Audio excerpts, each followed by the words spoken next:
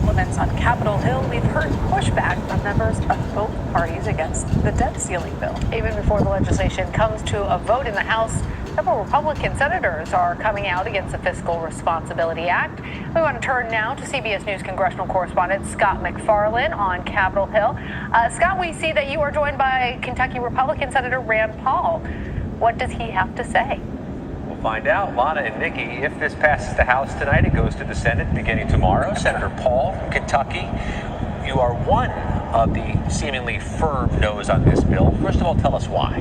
I think the deal we have before us isn't conservative. I don't think it cuts any spending. Currently, we're borrowing about $2 million every minute. As we speak, $2 million every minute is being borrowed, over $1 trillion a year. We've got to do something dramatic. And so I think we have to look at the whole budget. And so I'll be a no on this, but I will be introducing a conservative alternative that would actually reduce spending each year, leading to a balanced budget within 5 years. So you have an amendment with this proposal you've been making for a balanced budget within 5 years and some much larger scale caps on not just discretionary spending, but you'd cap Social Security and Medicare, which is a controversial proposal. Not necessarily Social Security. What's on budget, it includes Medicare, military, and everything. But if you exclude the mandatory, which is Medicare spending, from this, it takes away about 2/3 of the spending. And that's why when McCarthy and Biden made a deal, they made it on this much spending, so it really doesn't have any impact as to our overall problem with the debt. You have to look at all of it. But when you say, oh, you're going to cut Medicare, people get frightened, oh, I'll have less Medicare.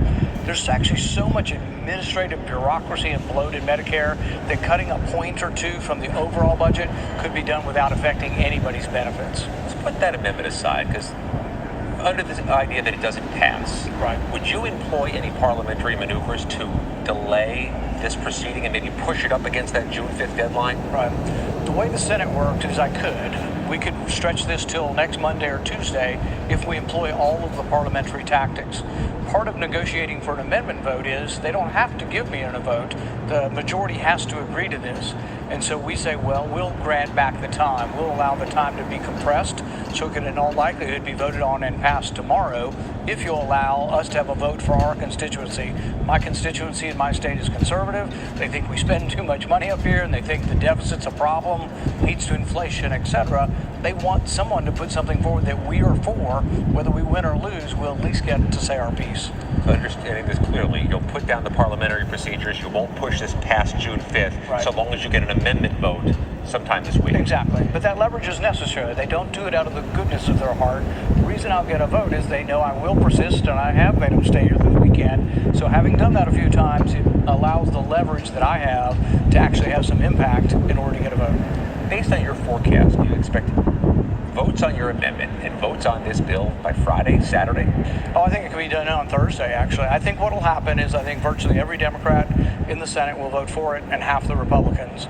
I think about half the Republicans will vote for my amendment. So it means in all likelihood I don't win, but people at home are clamoring for someone to say, gosh, y'all are spending so much money. And the waste is amazing. I mean, we spent like $1 million studying whether Japanese quail, whether they're more sexually promiscuous when you give them cocaine. Most people would say that might be a waste of money. So there's a lot of stuff like that riddled throughout U.S. spending.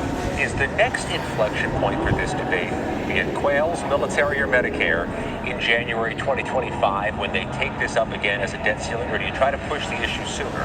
Well, that's the problem, and that's why some of us don't want the borrowing to go on for 2 years without another debate. We think the debate's good. Some people say, oh, the debate's terrible and you're roiling the markets. The debate is good for the country. We should decide where we spend money. I'll give you another quick example. $500,000 was spent.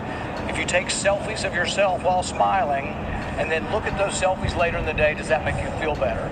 That's the kind of crazy stuff your government spends money on, and nobody ever stops any of it. So someone's got to stop and stand up and say enough's enough. We spend too much money. So we see the floor debate in the Senate on the amendments as soon as tomorrow. Absolutely. Senator Rand Paul from Kentucky, we appreciate you joining us. The vote in the House is tonight, about 8:30 p.m. Eastern time. Then things do move to Senator Paul and the senators likely tomorrow. Scott MacFarlane and Senator Rand Paul, thank you.